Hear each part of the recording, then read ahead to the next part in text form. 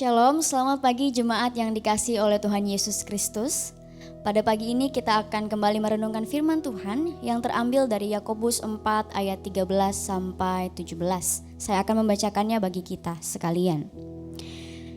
Jadi sekarang, hai kamu yang berkata, hari ini atau besok kami berangkat ke kota Anu dan di sana kami akan tinggal setahun dan berdagang serta mendapat untung. Sedang kamu tidak tahu apa yang akan terjadi besok. Apakah arti hidupmu? Hidupmu itu sama seperti uap yang sebentar saja kelihatan lalu lenyap. Sebenarnya kamu harus berkata, jika Tuhan menghendakinya, kami akan hidup dan berbuat ini dan itu. Tetapi sekarang kamu memegahkan diri dalam congkakmu, dan semua kemegahan yang demikian adalah salah. Jadi jika seorang tahu bagaimana ia harus berbuat baik, tetapi ia tidak melakukannya, ia berdosa. Jemaat yang dikasihi Tuhan, firman Tuhan mengatakan, jika kita mengetahui bagaimana harus berbuat baik tetapi memilih tidak melakukannya, kita berdosa. Ini merupakan suatu peringatan yang cukup keras bagi semua orang. Selama ini kita mungkin hanya fokus untuk menghindari hal-hal yang jahat agar kita tidak berdosa. Tetapi ternyata bukan hanya itu yang harus jadi fokus kita. Menghindar untuk melakukan hal yang baik juga dapat disebut berdosa. Menghindar untuk melakukan hal yang baik juga dapat disebut berdosa. Kata dosa dalam bahasa aslinya menggunakan kata hamartia yang memiliki makna meleset atau tidak tepat sasaran. Kata ini biasanya digambarkan seperti panah yang melenceng dari titik fokus. Bapak Ibu Saudara, dalam teks ini Yakobus memang secara khusus membicarakan tentang kecongkakan manusia akan perencanaan hidup. Manusia suka merencanakan banyak hal, membangun banyak impian. Tentu sampai di sini tidak ada yang salah. Tetapi menjadi salah ketika manusia lupa menggantungkan segala impian itu kepada Tuhan. Tatkala kita banyak berekspektasi, kita bertindak seakan-akan kita yang mengatur hidup ini. Tanpa sadar, kita jatuh dalam dosa. Kita memegahkan diri, kita merasa diri mampu melakukan segalanya. Di sini Yakobus mengatakan bahwa itu adalah bentuk kecongkakan. Kecongkakan seperti itu adalah salah.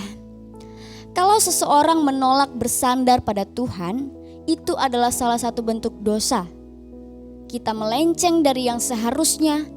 Dari yang seharusnya bergantung pada Tuhan jadi bergantung pada kemampuan, kepintaran, dan hikmat kita sendiri. Itu berarti kita melenceng dari yang seharusnya dan kita akhirnya mengecewakan hati Tuhan. Yakobus bukan mengatakan tidak boleh merencanakan sesuatu, tetapi kita perlu berhati-hati agar diri kita tidak diikat oleh ekspektasi kita sendiri. Saudara yang dikasihi Tuhan, hidup kita seumpama uap yang bisa hilang dalam sekejap. Kita bisa merencanakan berbagai hal tetapi tetap kehendak Tuhan yang jadi. Contoh yang sangat nyata adalah kondisi pandemi yang tidak pernah kita sangka akan selama ini terjadi. Banyak hal, banyak rencana yang akhirnya gagal. Tetapi masa pandemi ini juga mengajarkan kepada kita bahwa hidup ini ada dalam kendali Tuhan. Oleh karena itu, baiklah jika kita membungkus semua impian atau perencanaan hidup kita dalam kehendak Tuhan.